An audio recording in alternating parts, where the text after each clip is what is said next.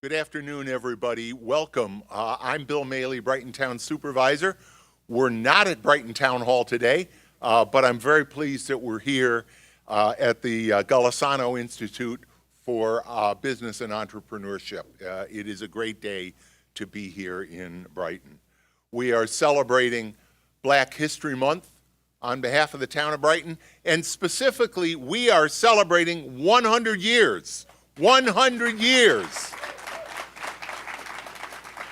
Celebrating Black history. As most of you probably know, historian Carter G. Woodson in 1926 conceived of what he then called Negro History Week, designed to coincide with the birthdays of both President Abraham Lincoln and Frederick Douglass in February. And it's a celebration that continues to grow and is of such importance as we remind ourselves, our community, our nation, that Black history is American history, period. We will hear in just a couple moments from John Mordesi, the Vice President of Partnership and Employer Engagement here at the Golisano Institute. We are going to have a fireside chat, and I got to tell you, this is a powerhouse group you're going to be hearing today. So please look forward to that. We're also going to have a performance by dancers from Garth Fagan, and we all know how exciting that is. First, though, I'm going to ask everyone, if you're able to stand, please do so. I'm going to ask you to join Pamela Mensah. There you are. This is her second straight year doing this from Baber AME Church. Black National Anthem, lift every voice and sing.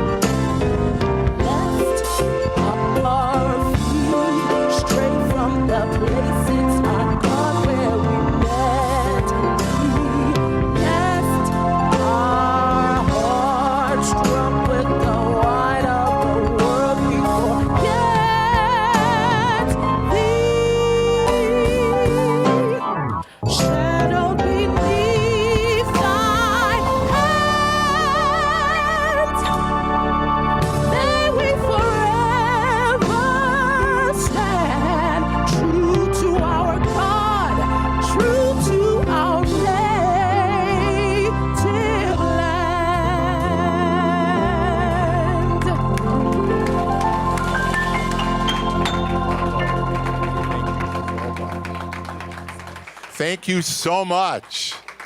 Wow, that'll stir you up. Thank you so much, Pamela. Please, I'm sorry, please remain. Do we have a flag? We don't have a flag. Okay, that's all right. I was going to say, we're okay then. Today, as we celebrate Black History Month, it is also fitting that we honor and acknowledge the heritage of the Haudenosaunee, the original keepers of this land. We acknowledge that the town of Brighton is situated on the ancestral and traditional lands of the Onondaga tribe of the Haudenosaunee Confederacy, whom we recognize and deeply respect as the traditional custodians of this land throughout the generations. We pay our respects to the Onondaga elders, both past and present. The history, the culture, and traditions of the Onondaga, like the history and the culture and the traditions of Black Americans, are truly worthy of our understanding and study, and we praise those who keep those traditions alive. We recognize that the study and understanding of Onondaga history, culture, and traditions is of ongoing importance if we are to truly understand the history, the culture, and traditions of this community and this nation. We support all efforts to ensure that we and future generations continue to respect and recognize the Onondaga in a way that is honest and truthful, so that in the words of Sakachawata, the great Haudenosaunee chief and orator, who was also known as Red Jacket, we may always work together to brighten the chain of friendship. We do have some elected officials and others here. It's always a risk to introduce people, but we'll give it a go. In the front row, we have 3 members of the Brighton Town Board. We have Councilmember Chris Werner, Councilmember Christine Corrado, Councilmember Clara Sanguinetti. We also have former Brighton Councilmember Robin Wilt, and several members from Brighton's IDEA board. I may have missed some of you, but I know we've got several of you here. Thank you very much. For those of you that are not familiar, Brighton's IDEA board, our Inclusion, Diversity, and Equity Advisory Board, is a volunteer panel of community members formed following the development of Brighton's IDEA plan, our Inclusion, Diversity, and Equity Action Plan, under the leadership of our Chief Diversity Officer, Dr. Miriam Moore, and you will be hearing more from Dr. Moore as the day progresses. I'm really pleased that we could be here at the Golisano Institute. One of the benefits of being, I'm pointing in the wrong direction, of being right across the street at our temporary town hall at SUNY Empire State University is that we are right here across Westfall Road from the Golisano Institute. And that has given us an opportunity to work with, get to know what's going on here at the Golisano Institute, not only for those of us, but really for the community as a whole. This is an indication of the kind of partnership that we are building here with the Golisano Institute. I am especially pleased that this summer we will be partnering with the Golisano Institute to host the Brighton Farmers Market. Brighton High School, where we normally hold the market, there's going to be some construction there this summer. The parking lot will not be available, and the Golisano Institute has been gracious enough to work with us to serve as our home for the market this summer. So, yes, absolutely. So we have a number of folks that are here from the Golisano Institute, but it gives me great pleasure to introduce and get a few words from John Mordacey, the Vice President of Partnerships and Employer Engagement for the Institute. John, thank you. Thank you, Supervisor Malley. Yeah, I'm going to hold this and not put it up in the stand because I think that'd be a little too tall for me. Is it okay if I come right out here? Great. So a couple things. Pamela, that was absolutely beautiful. That's a tough act to follow. You have an incredible voice. You really do. And Mr. Jefferson, I believe, my goal is to be just like you when I'm 91 years old. So you're an inspiration for sure. We are happy to host this meeting today, and we're certainly happy to celebrate Black History Month with the town of Brighton. It's one of the really cool things that we get to do here at the Institute, and that's interact with the community. And so a couple of things. We're so thrilled to be hosting today that we are going to provide you with a copy of Mr. Golisano's book, Built Not Born, which is a wonderful entrepreneurial story. It's his journey. And I think you'll all appreciate it. So Jamar will have that available to you before you leave today. So that's on us. So yes, you're welcome. Speaking of Mr. Golisano, this is almost a dream come true for him to have this school. He has only founded two things in his lifetime. The first is paychecks. The second is this school right here. There is nothing like this school in the world, and it's happening right here in Brighton, New York. And we couldn't be more happy to partner up with the town of Brighton and work together to make this an opportunity that is accessible for everyone. So the fact that it's right here in Brighton, with the help of Supervisor Malley, Supervisor Malley, we're making this a dream come true for a number of our students, so thank you. A few things real quick in terms of partnering. One of the very first partnerships that we started in 2023 when we opened our doors was with Teresa Oshman and the Brighton Chamber of Commerce. And so if anyone here is a member of the Chamber, you know all the different things that we've been doing here at the Institute. We want to promote and celebrate businesses here in Brighton. So if there's any way that we can help in that regard, please let us know because we're happy to do so.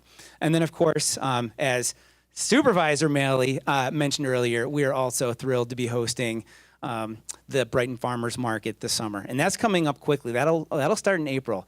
And everyone's invited, of course. We would love to see you here. We're really thrilled about hosting. We think the proximity to your office across the street is absolutely incredible.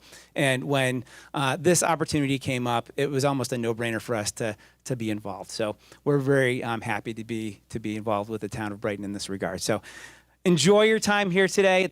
Meeting everyone, and I'm going to turn it back over to Supervisor Malley. Thank you. Thank you so much, John. And you know, I just want to call out one other partnership that the Golisano Institute has been involved with, and because it's three organizations working together, as you may or may not know. Right next door to the Institute is the Islamic Center of Rochester. And today, being Friday, is their day of prayers. That community has grown dramatically over the years, so much so that they have two separate prayer services on Friday afternoons now. They rent the town park, not to use the lodge, to use the parking lot on Fridays. And they have a similar arrangement here with the Golisano Institute, having cars parking in the back parking lot of the Golisano Institute and walking to prayers at the Islamic Center. Again, another demonstration of how collaboration and diversity makes Brighton and the greater Rochester community a smaller place. Thank you for all of those partnerships, John, Jamar. Thank you very, very much.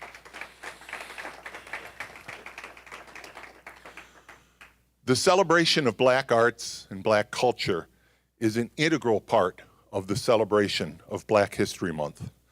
In Rochester, we are blessed to be the home of Garth Fagan Dance, one of the premier dance companies in the United States. As much as Garth Fagan Dance is renowned around the world, Garth Fagan Dance has never forgotten its roots here in Rochester, here in the community, lifting up young dancers from every background, giving them experience and training that is second to none. So I'm very pleased to introduce PJ Pennywell from Garth Fagan. PJ, I've heard described as Garth Fagan's muse, so we will hear from PJ and then have really the great pleasure of seeing a performance today. PJ.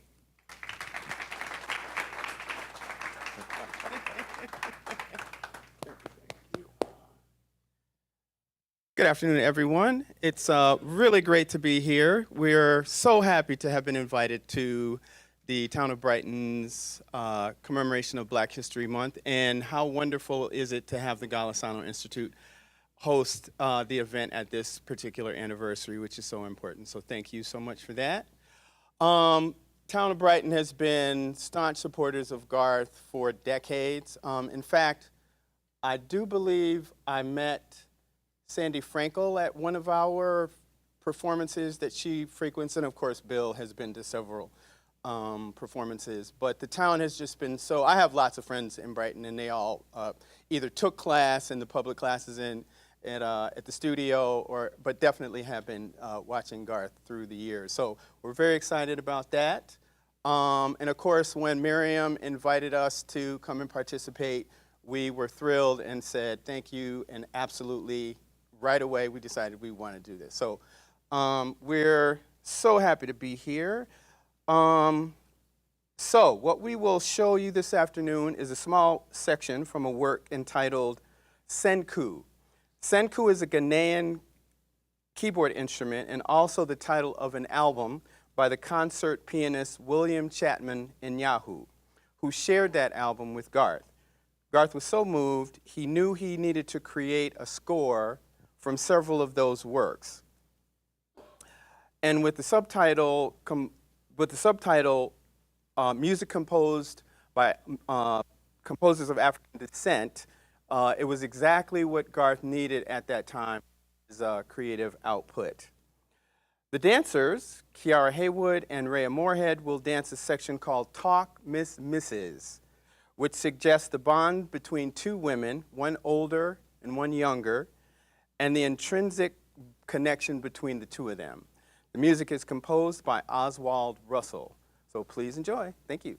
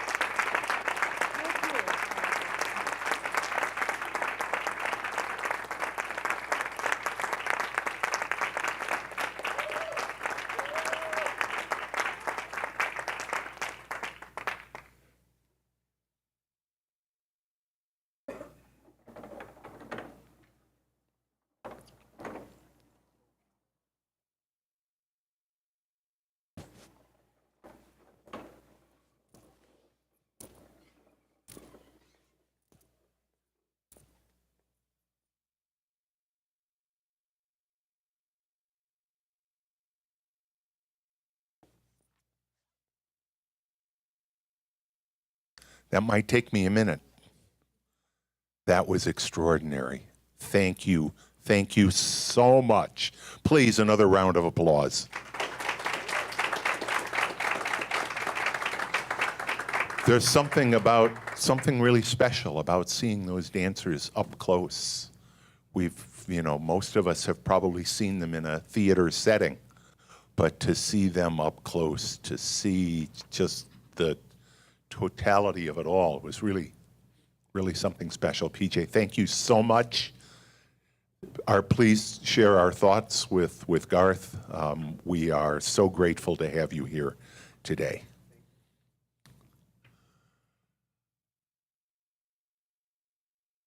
And wait, there's more. Because, the term fireside chat may conjure up something, sort of casual and comfy and all that. This is a powerhouse fireside chat that we have today. Let me introduce our 4 panelists and our moderator. Thank you, Dr. Arlette Miller-Smith, for leading off here. Dr. Miller-Smith is a professor emeritus of English and African American Studies at St. John Fisher University. It's all I could do to stop from saying college. She also served there as the first dean of the Office of Multicultural Affairs and Diversity Programs. As a Black literary historian, Dr. Miller-Smith mentored and mentors students and celebrated African American resilience through teaching, leadership, scholarship, and poetry. Please, a round of applause for Dr. Miller-Smith. Dr. Katrina Overby, professor and chair of African American Communication and Cultural Division at RIT. Her work explores Black digital cultures and communities, in particular, how Black women use social media, storytelling, and placemaking as strategies for belonging, resistance, keep that word in mind today, resistance, and care. In 2025, Dr. Overby was honored with the 24-25 Isaac L. Jordan Senior Faculty Pluralism Award at RIT for her contributions to diversity, equity, and inclusion through her scholarship, service, and community engagement. Thank you for joining us today.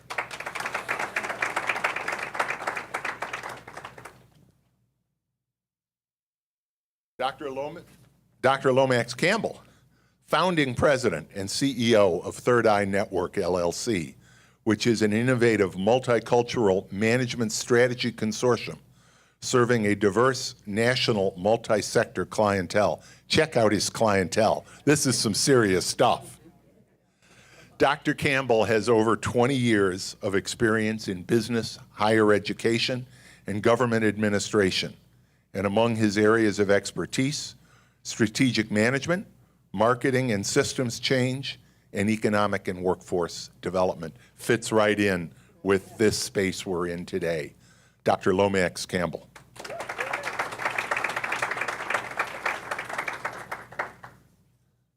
Dr. Frederick Jefferson, professor emeritus at the Warner School of Education at the U of R, CEO of Jefferson and Associates, which is a consulting firm that specializes in executive consultation, coaching, and team and leadership development. Just being in the same room with the man is an education in leadership development. Dr. Jefferson has received many awards over the years, but in 2016, he received the Frederick Douglass Medal from the University of Rochester and the Frederick Douglass Institute, recognizing Dr. Jefferson's contributions to educational life at the university and the community. Now at the time, and I just loved this, Dean Burgett, many of you, Paul Burgett, remember him. Here's what he said about Dr. Jefferson. Dr. Jefferson is more than merely the man himself. He is an important idea. His name alone elicits values and aspirations about diversity and inclusion to which all citizens should aspire. He is a community treasure. Dr. Frederick Jefferson.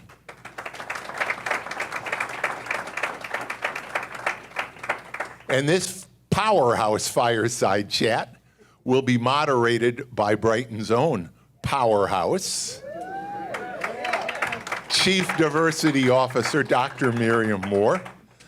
Miriam organized this event and works to ensure that Brighton Town government and the Brighton community as a whole continues to be diverse and inclusive so that we can be a role model for other local governments and other communities. Thank you for your work, for organizing, working with the Idea Board, for organizing today and so many other activities here in Brighton and around town. Dr. Miriam Moore. Please.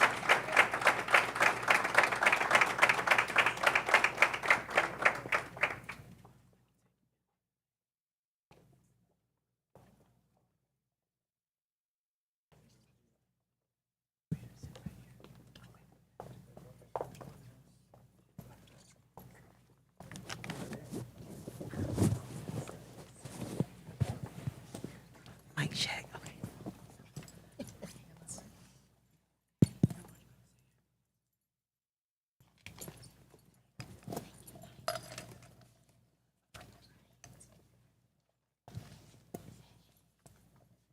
All right. Good afternoon.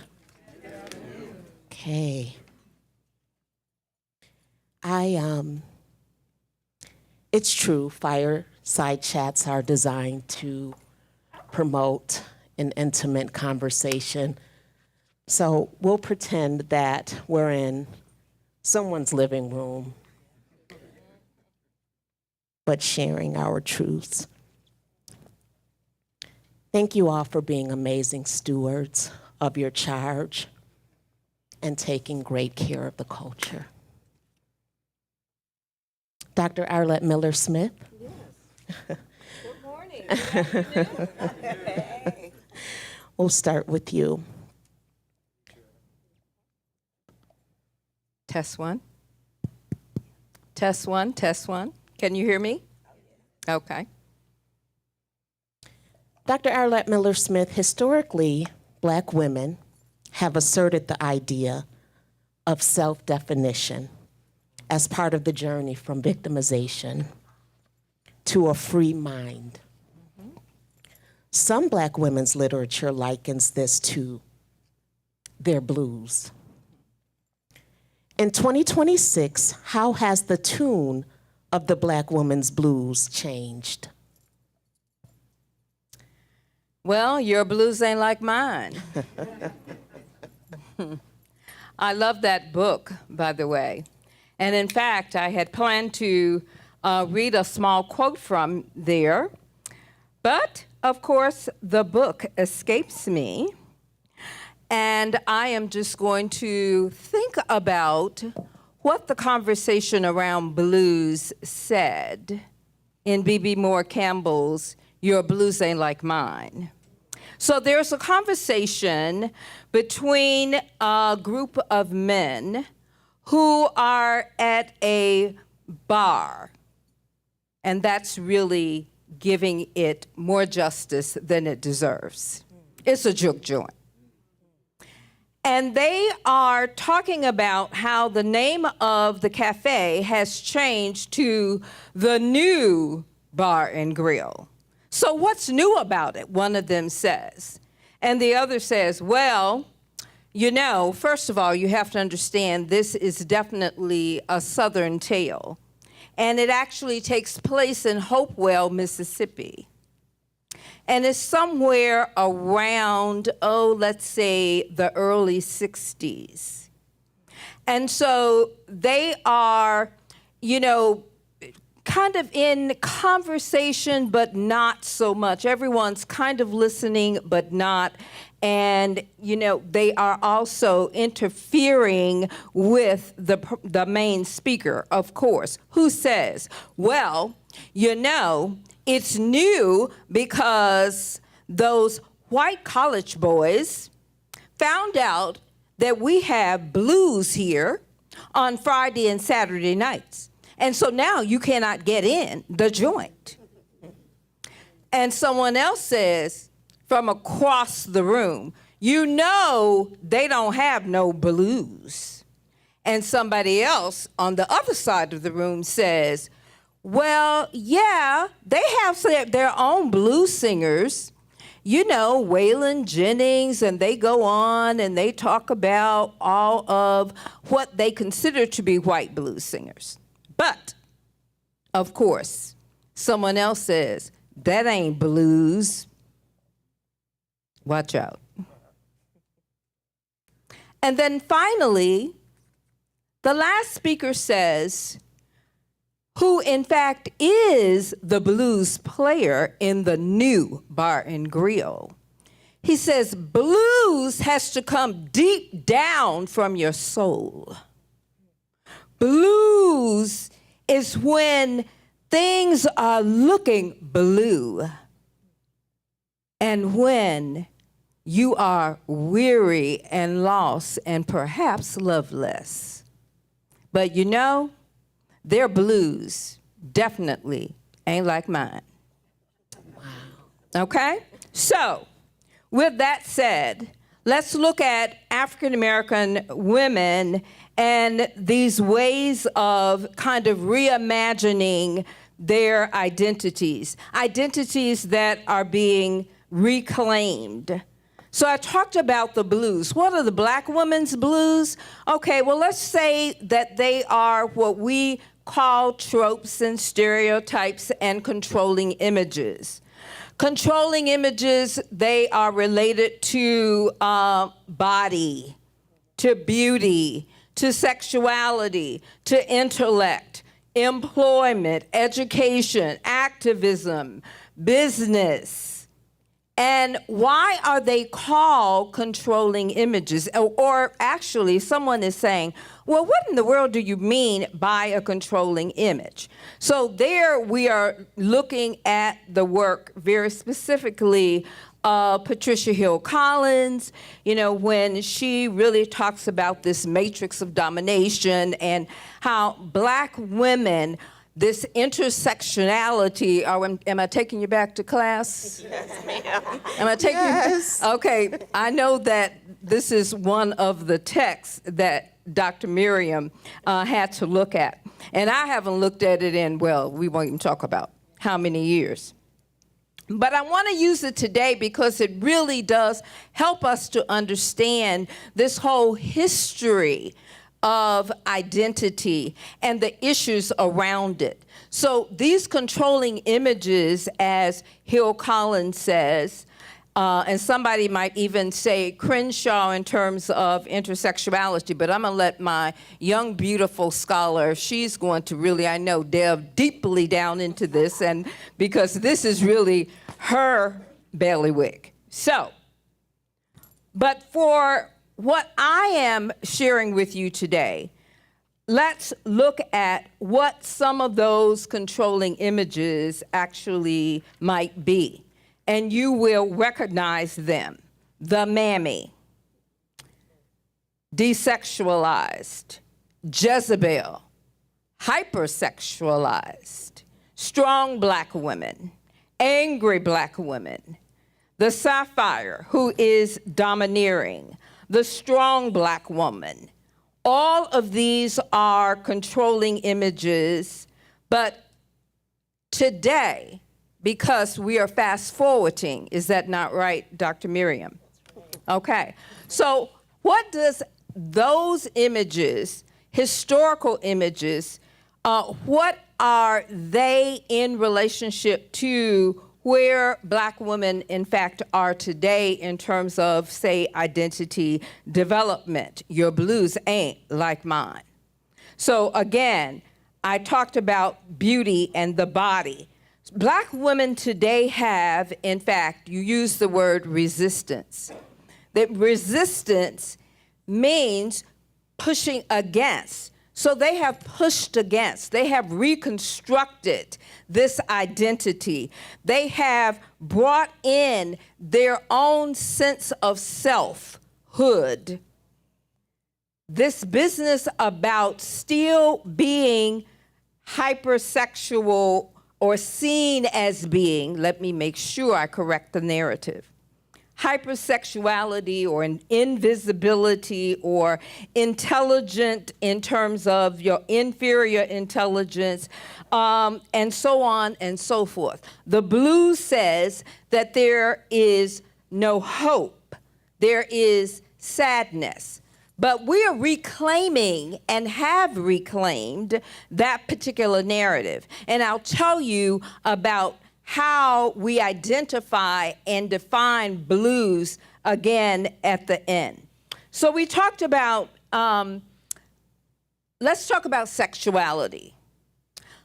Let's talk about how, in fact, it is being,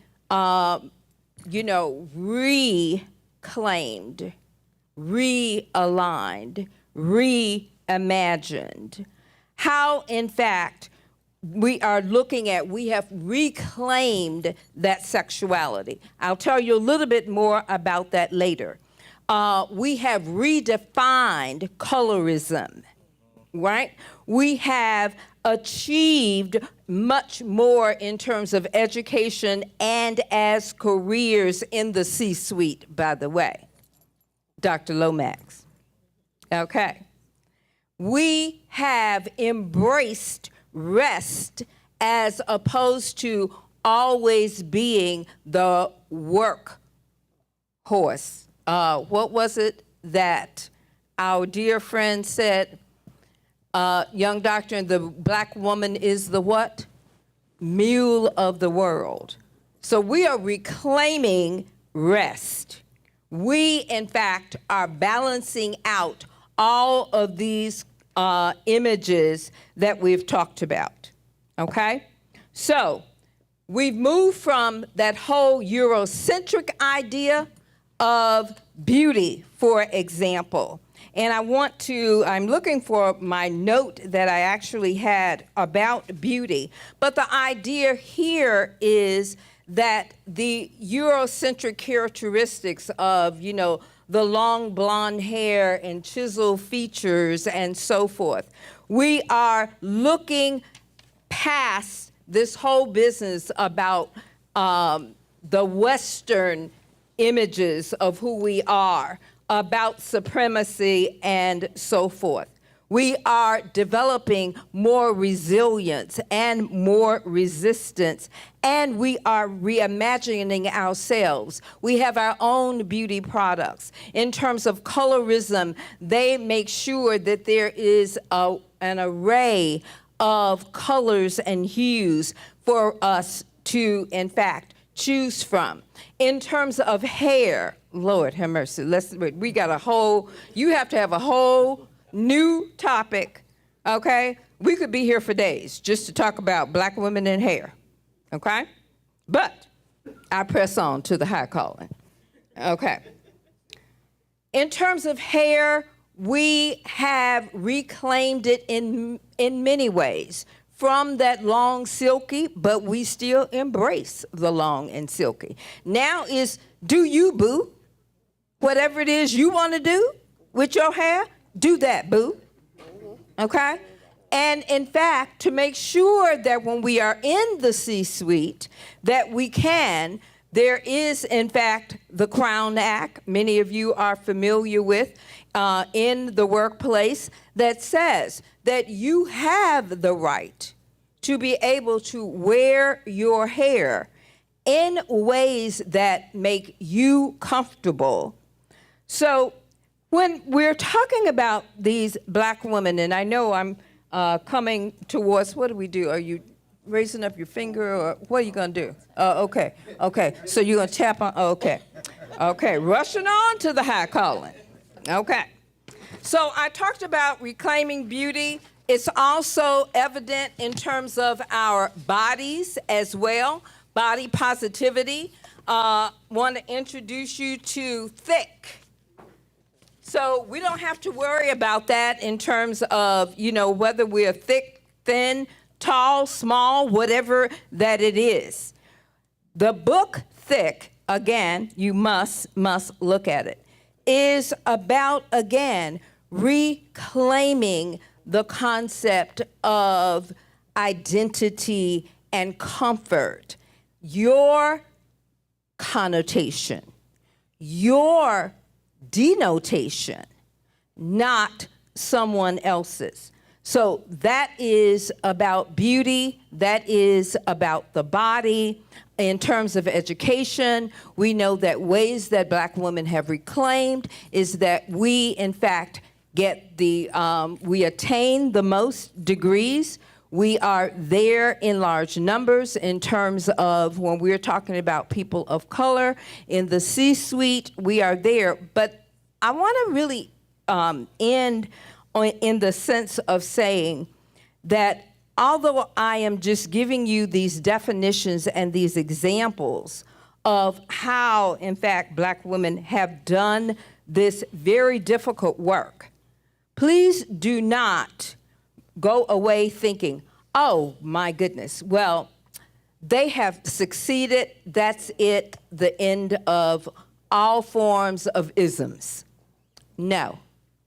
And especially since in this day and age, Black women, whether they're in the C, D, Z, Y suite, are, in fact, the majority number in terms of gender of people who are being dismissed from workplaces, downsizing, whether it's even in higher ed and what have you. When we look at these issues that Dr. Miriam has put in front of us, the thing that we really have to be careful about is we're going to bring some positive examples because she asked us to, but the reality is that we live in an age of Agent Orange, and I'm not talking about the chemical. So in that sense, we are continuing to have to reclaim, redesignate. So what is our blues today? How is it that we define blues for ourselves? It is the riff, I can say that, riff, R-I-F-F, going back to blues. It is the rhythm. It is the rhyme. It is the run. It is my blues, because your blues ain't like mine.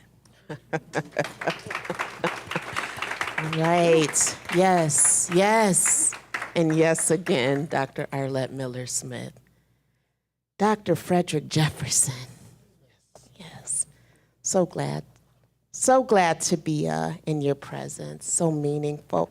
As a retired member of the faculty at a PWI, okay, predominantly white institution, you have undoubtedly played a role in amending the internal culture on campus. Talk to us about the presence of Blacks, faculty, staff, and students in these white spaces. What would you say about the preservation of Black identities within the PWI? Okay. Can you hear me? Yes. So I'm going to be short. Shorter than the great speaker we just had. Just now. Yeah. I'm going to just talk about my experience at the University of Rochester. I was there for 51 years. And I retired from the university a year ago when I was 90 years old. Okay. So what am I learning today? What did I learn when I was at the University of Rochester, and what does it mean to me today? And that's what I want to share with you in a short way. Through my first year at the university, I went to the president. I said, I'm unhappy here. And I feel that I'm not being recognized as a black person and contributing in a positive way to the university. And I'm thinking about leaving the university. And I said, however, I'm willing to take a look at what's going on in the community. What is your suggestion? And in fact, I got a note from Action for a Better Community to, and that's what he said to me, and that they're looking for someone to join their organization. I said, I'll take it. And that's what kept me here in Rochester, because I went and got involved with Action for a Better Community, which has a concern about what's going on with black folks in Rochester. So when I was there, I learned new things about life. I learned how to be a leader. I mean, I didn't know that I could become the director of the, what do you call it, the group that is, yes, what is it called? Yeah, well, you know, what happens when you're 91 years old, you forget things. But the important thing is not to allow your forgetfulness to hurt you. You know, you just look, you keep going, and you look for assistance from friends. But I became the chair of the board at ABC. But the first time I ever held a chairmanship, and then after that, I became chair of other boards in the community as well. So, what I want to say to you is that what I'm learning about eldership is that your learning about life does not end. And what I want to share with you is that the most powerful space of learning that I'm experiencing in my life right now is with family. And so when you're looking at how to find positive new ways of being and living and contributing, you want to start with your family. And I have, when I retired at 91, that's what I started doing. And that's what I'm asking you to join me with, is that I do something with the family every day now. And the amazing thing that I'm experiencing in life is that I learn from my children and grandchildren. So that's what I want to say. Thank you, Dr. Jefferson. Oh, well, if you write your telephone number down, and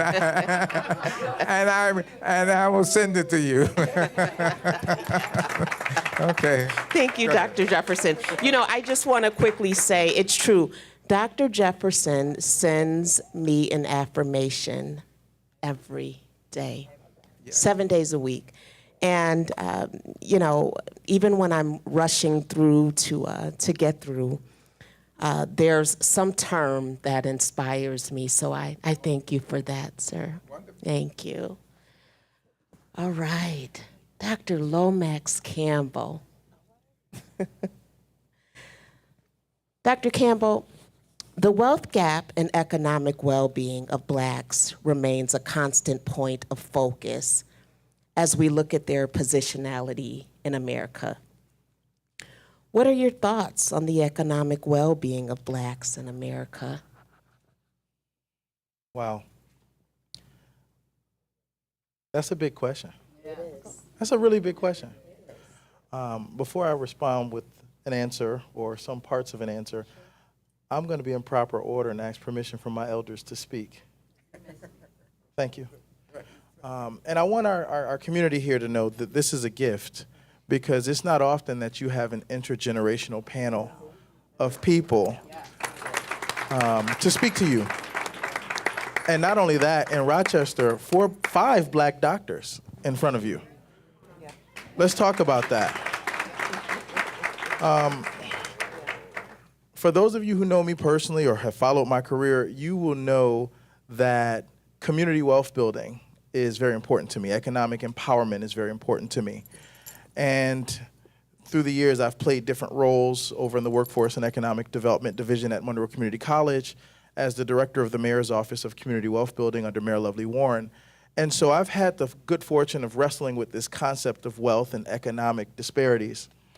There was a report done by the Association for Enterprise Opportunity back in 2017, I believe it was. And this was a first-time study of its kind because it had not really been assessed before. And in their study, they found the report, if anybody wants to look at it, is the tapestry of black business. I'm drawing a blank on it. I'm not 91 yet, but I'm having that moment. You know, this is what happens when you're a new dad with a 1-year-old. But this tapestry of black business well-being found that there were about 2.5 black-owned businesses in the United States. And out of that 2.5 million estimated businesses, only about 4% employed somebody other than the owners. And so that meant that 96% of those businesses were what we call solopreneurs or side hustlers. And then it bifurcated them. Those solopreneurs who were women founders versus those who were men founders.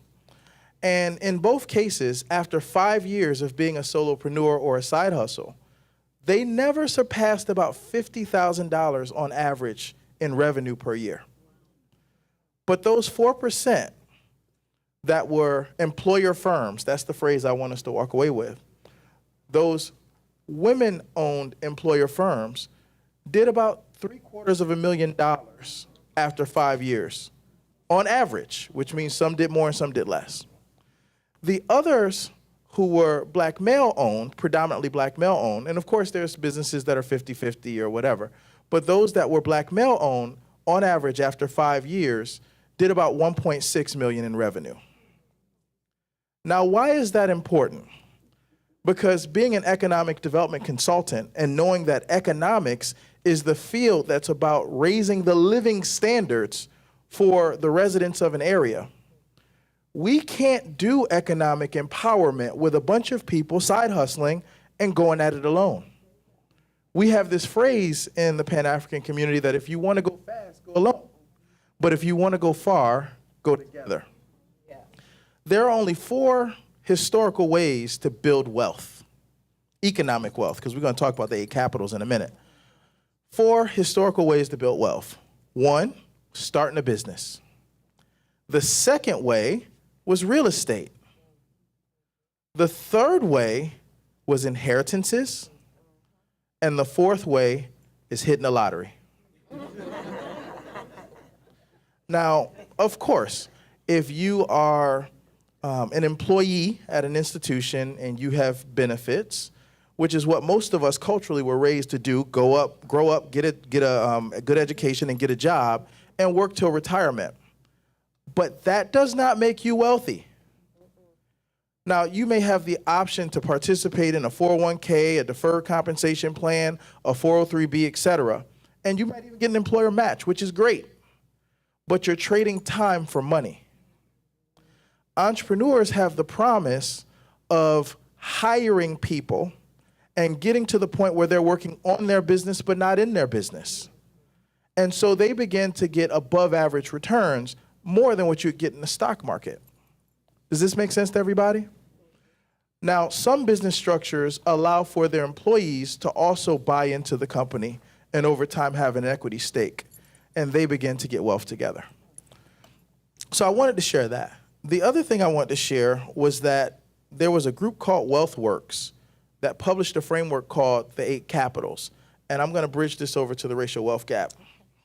The 8 Capitals says that wealth is more than just about economic power, right? Financial wealth. They framed it as intellectual capital, which you can trade in the sense of publishing books, writing poetry, and then get recurring revenue off of those assets, right? Get a great job, do other things. Intellectual capital, individual capital, your capacity to hold information, your capacity to perform things that others can't perform. Social capital, looking at our relationships, we talk about it's not what you know, it's who you know and who knows you back. We talk about cultural capital. There's a lot of that in this room. They talk about natural capital, water, mountains, open land, right? Those things are leveraged often. In economics, we talk about land, labor, and capital.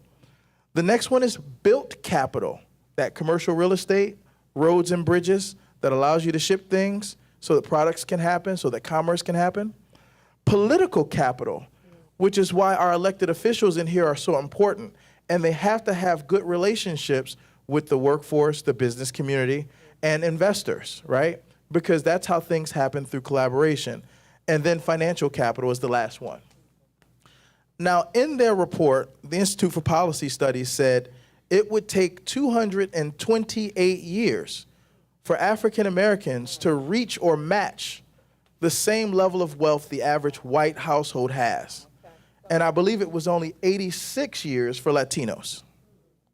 Now, why is that? We know that folks who've come to be known as white had a 400-year head start through the enslavement of our ancestors, right? And so inheritances, you see why I want to give you that four ways to build wealth, was one of the ways that they had a head start. But also when you control the politics, the built environment, who has access to a quality education, who has access to capital from a bank, you can keep that head start and make that 228 years even longer. So what are my thoughts on the economic well-being of black folks? Chancellor Williams wrote a book called The Destruction of Black Civilization in 1971. He looked at a survey of 6,500 years of what happened to black folks across about 12 civilizations. The 3 things throughout that book are the same 3 things we're wrestling with right now. Well, except desertification, because Africa was forming the Sahara Desert. Cultural infighting and lack of long vision allowed us to be divided and conquered. This social cultural reality of you only live once, ball till you fall, microwave society, means that we're not thinking about investing for the future, which means that we don't trust one another to co-invest and own things together and focus on asset building, saving, and investing, which means that we all want to have our own business so we can look a certain way, but in real life, we're not amassing wealth or able to fully participate in our economic system. We need more of us to become private equity investors.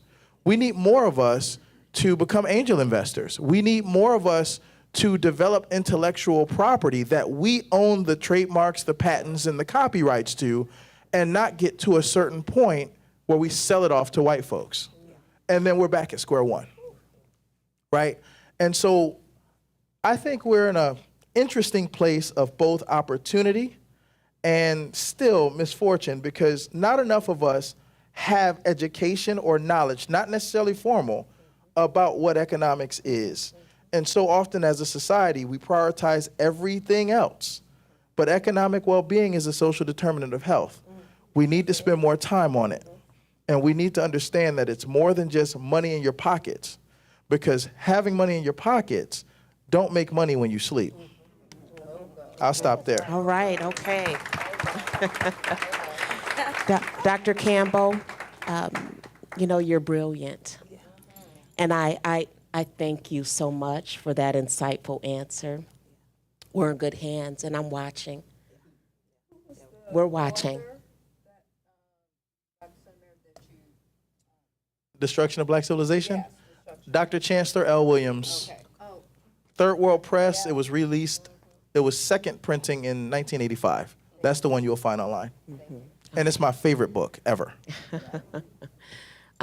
You know, I also want to thank Bea and Jennifer for being here, our Yes. interpreters from Interpretech.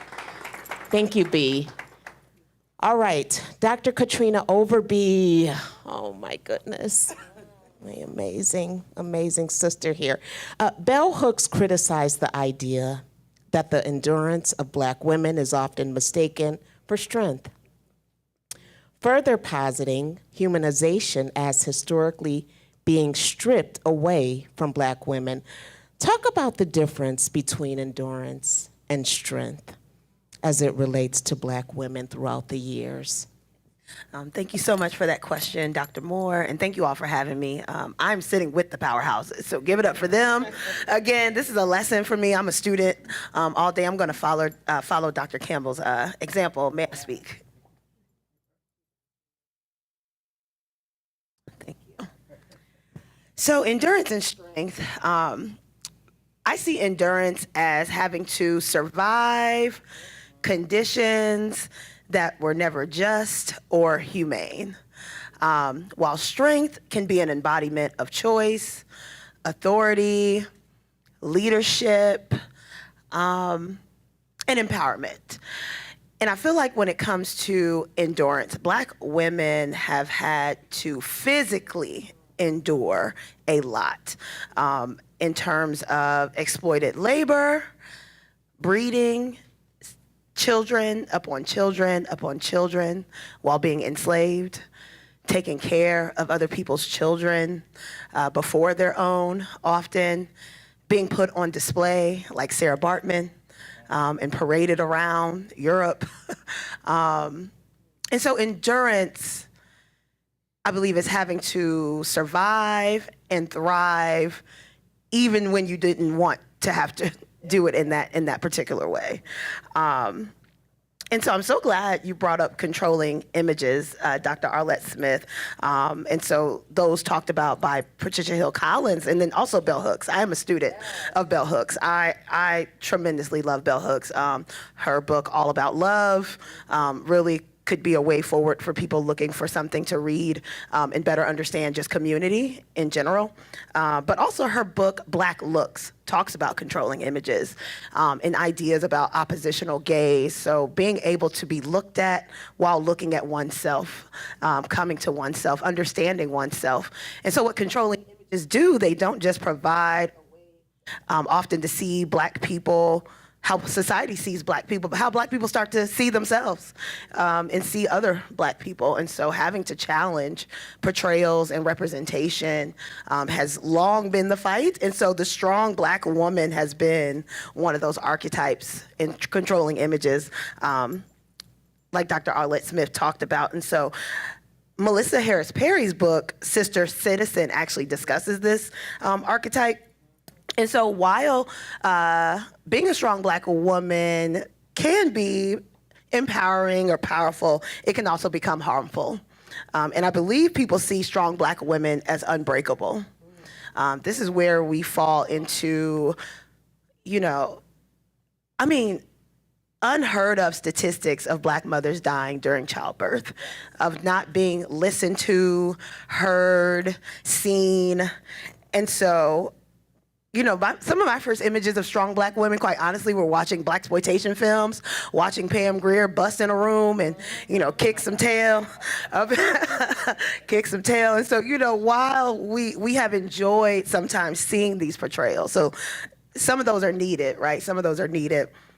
But it's harmful when we start to question Black women and their ability to endure, right? Enduring.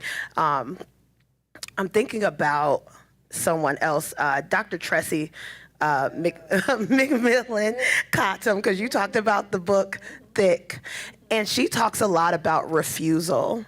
And I think part of her work is refusing these controlling images, transforming these images. So what if we saw Black women less as strong and more authoritative.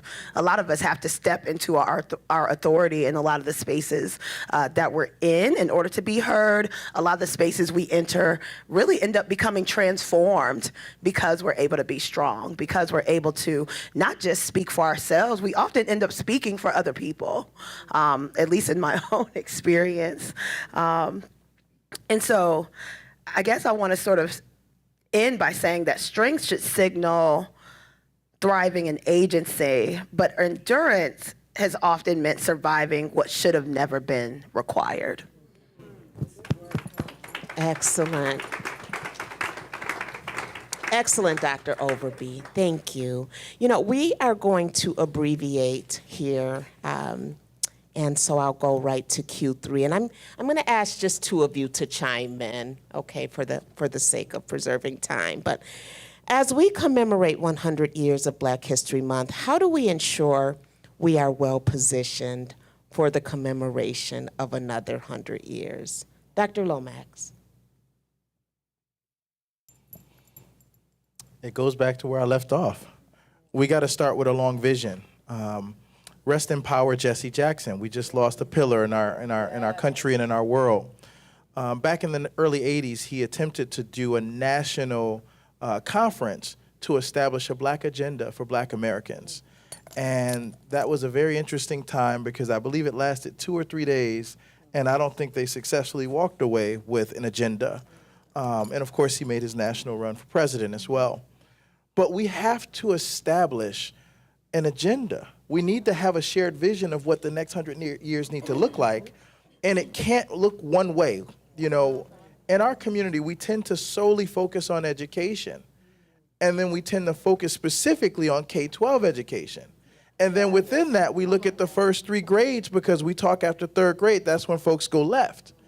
But we forget about workforce development. We forget about home ownership. We forget about transportation.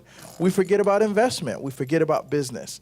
And so we need a comprehensive dream, like Martin Luther King had a dream, right? That says from every facet and every aspect of human social reality, what do we want to look like 100 years from now? And because no person and no race is an island, because it takes all of us, what multicultural organizing, cross-class collaboration, multifaceted thinking, and doing do we need to put in place to move us there? And this is not a highly statistical, analytical discourse because it needs to be quantitative and qualitative and something in between, which means we won't always agree on what our work is because you need to work over here while I'm working over there, while sister here is working over here with this brother here, and some of you are working upstairs and some of you are working downstairs. And not try to force everybody to do the same thing, you know. And I'll close with this thought. How many of you have heard of the bell curve? I don't know if we know, but so much of our reality goes back to this central limit theorem. This idea that in the middle there's mu, which is the average. And one standard deviation to the left and right represents about 68% of the population. When you get 2 standard deviations out, you're getting into those tails. And if you get 3 standard deviations out, we talk about Lean Six Sigma, trying to get perfect. Come on now. But the truth is, it's at the extreme ends of that continuum that we do extraordinary things. But when you take a job or run for office and push ideas or start a business, folks want you to do average things. They call it best practice, right? If it's been done 50,000 times, it might be right. But someone had to initiate that. And those folks were the pioneers. Stop pushing people to be average. Let us dream big together. We lose that as we grow up. Kids never stop dreaming. And then we need to push people to do things extraordinary and support them when they do.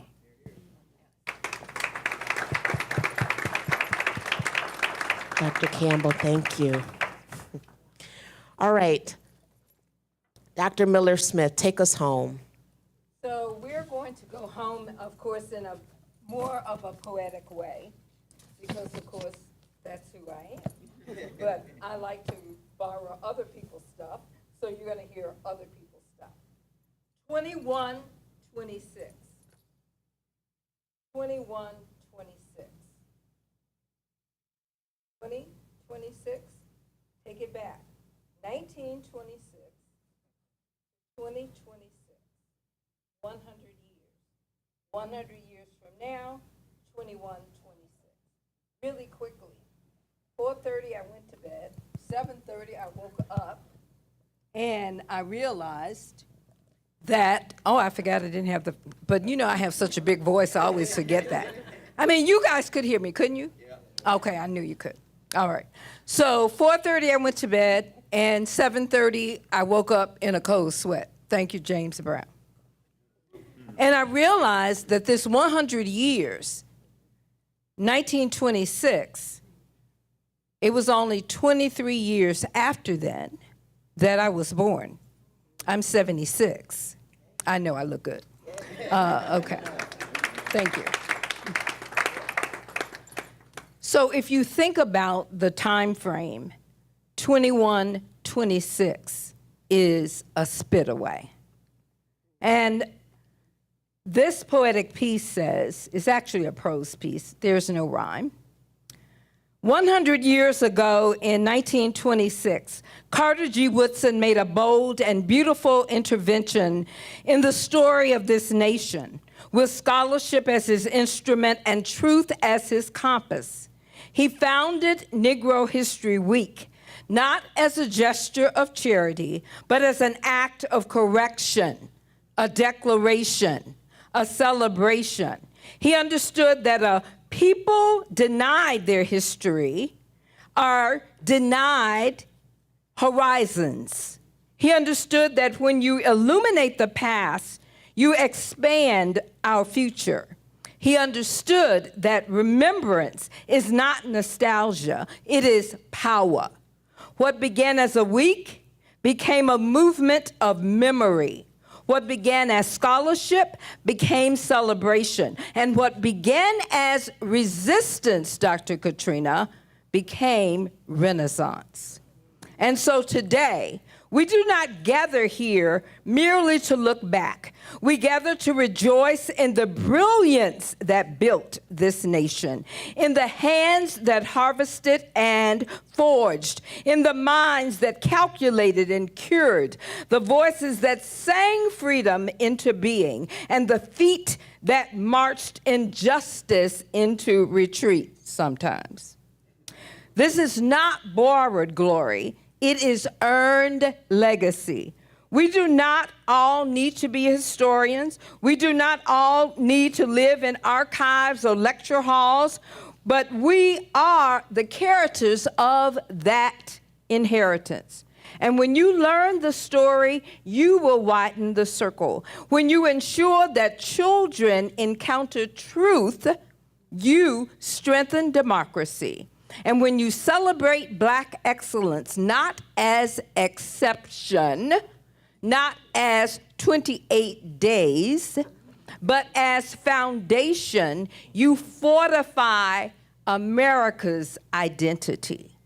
Woodson planted a week, but we inherited a month. And now we must plant for 2126. Imagine scholars in 2126 studying us. Will they say that we celebrated loudly but protected little? Will they say that we secured the record and expanded the canon and funded the research and empowered the teachers and guarded the truth with joy? Because joy is resistance, my friends. So let this centennial not be a closing ceremony. Let this be our commissioning. This is our call to action.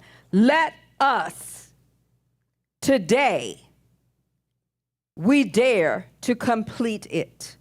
Tomorrow, others will dare even more because we kept that flame bright.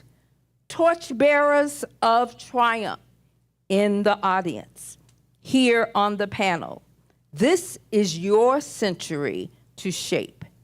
Let us celebrate boldly. Let us protect fiercely. Let us build joyfully so that when 2126 looks back at 1926 and 2026, they will see not hesitation, but harmony, not omission, but illumination, not silence, but song. And they will know we were worthy heirs. We were faithful builders. We carried that torch forward. Thank you, Dr. Carter G. Woodson.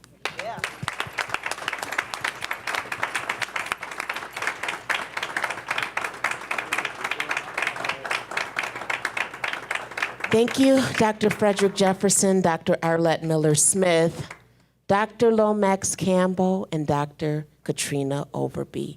Thank you.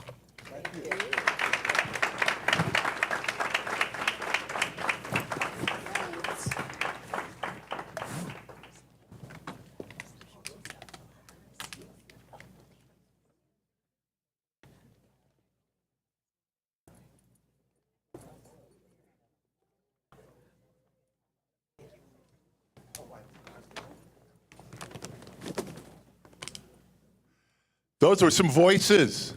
Those were some voices. Thank you. Thank you so much. What a panel. Bea and Jen, thank you so much for signing for us today.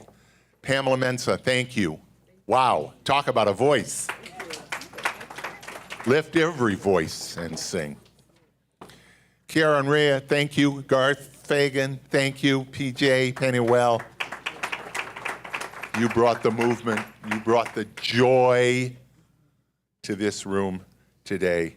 Thank you, Dr. Miriam Moore. Thank you to this amazing powerhouse, 5 powerhouse panelists here today.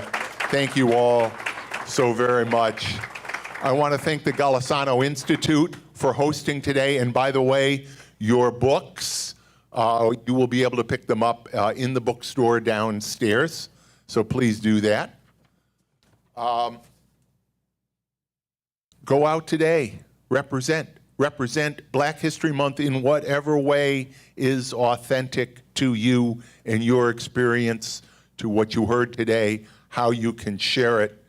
In times like these, and I heard something there from Dr. Miller-Smith just before the end, in times like these, when some in the federal government have chosen to attack and physically remove Black history. And why? Well, you just heard it.